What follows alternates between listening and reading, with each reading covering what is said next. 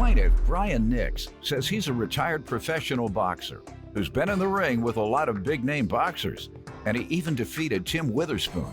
Brian is suing his uncle today because he fell on hard times and needed a loan. But instead of repaying Brian, he bought an expensive high-end car. Defendant Chris Pinkney says growing up, he and Brian were more like brothers, and Chris was on his way to a successful football career until he turned to the streets and started selling drugs. Chris admits that he borrowed money from Brian, but insists there was no repayment deadline. All right, and sir, you're suing your uncle for $3,000 for a loan and emotional distress? Yes, sir. Start with you. I'm a retired professional boxer. I've been in the ring, sparred the likes of heavyweight championship fighters like Tim Witherspoon. You fought Tim Witherspoon? Yes, sir. Or you sparred with Tim Witherspoon? Well, I fought Tim Witherspoon. All right, good. Yes. How many rounds did you go? Oh, we went the distance. I won. I went the distance. You didn't beat no Tim Witherspoon. You didn't beat, look him up. You have your phone, Google him. I'm about to throw you out real quick. I think I've heard of you. Nix, I've heard the last name Nix. I'm a big boxing fan, but I don't recall Nix beating Tim Witherspoon, the heavyweight champion, for how many years? He was about 3 years? Off and on? I'm not sure how long you were. Let's see. He beat him. You kid. Yeah. You're telling the truth. He beat him. Judgment for the plaintiff. I'm telling the truth. That's big. That's big time. That's big. He barely beat him. He barely beat him. But was he champion when you beat him? When we fought years ago. Oh, he wasn't heavyweight champion at that time? Not right at that time, now, but he's still a notable fighter. Oh, no, I know. You see, I knew him. I didn't believe you beat him. He's so notable. Gotcha. He was a heavyweight champion. All right, sir, tell me about yourself. Yeah, he's my nephew. You know, we basically grew up as brothers instead of uncle and nephew. We went to high school together, played football together. I had 3 scholarships to go to school for football. Didn't go through it, you know what I'm saying? You didn't? No. Why? Fell into the streets. Started selling drugs. At what point? After the scholarships? Before the scholarship. And you still were performing well while selling drugs on the side? Yes, sir. I got into the... How many scholarships? 3? 3. What schools? Edinburgh University, St. John Fisher, and Notre Dame. Wow. Notre Dame football. Yes, sir. All right. You turned that down to sell drugs? Well, I was making quite a bit at the time. Okay, so. You got rich? No, I didn't get rich. All right. Many of the Notre Dame football players, they go to the pros and get rich. Right. So you had a little short-term run. Short-term, yes, Are you sir. broke now? Because you're being sued. So the impression is that you're broke. All right. So some of the young people that are watching, I hope you understand too. He had a short run making what he feels was pretty good money on the street, turned down a college football scholarship to Notre Dame, not only one of the best academic schools in the country, but one of the top football programs in the country. Plaintiff Brian Nix says the defendant is his uncle, and he's suing because after he gave the defendant a loan, he bought an expensive high-end car instead of repaying Brian.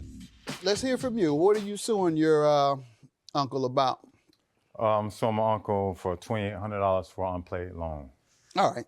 Describe the loan process. He was going through a little difficulties, and so on October 1st, I believe, 2013, I gave him a loan of $2,800, and he's supposed to repay me back by the fall of next year. Okay. And I never received payment. So October. All right. So these last 2 years, the game been slow? There was no time then on the payment. I'm talking about the game. It's been slow. You had to well, borrow money. I turned my life around. I no longer, sell drugs. How long ago?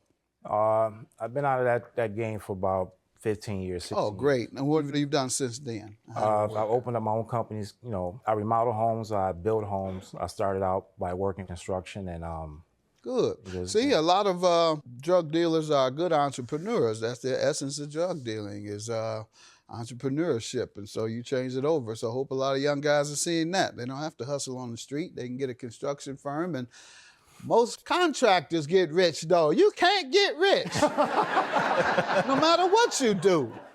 Drugs, professional football, builder. Go ahead, tell me, you loaned him money in October of 13, $2,800.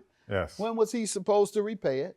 Well, we had agreement that he pay it back about maybe 6 months later.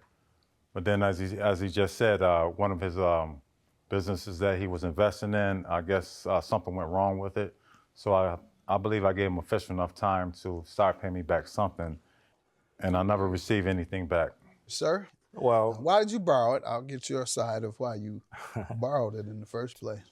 well, I borrowed it to invest in tools and things like that. I had a big job coming up. But the reason why I couldn't pay him back, because my mom passed, which is his grandmother, and 2 months later, my house burned down. Okay. So I really, right now, I couldn't recover. Now, how did the passing of your mother affect your payment? You had to bear it? You had to pay the burial expenses? Some of it, yes. All right. And your house burned down. Obviously, it wasn't insured. Yeah, it wasn't insured. I was working on my house, and wasn't no insurance company offered me insurance because it was like they said it had to be over. Now, were you telling him these things when he asked for his money? Yes, I did.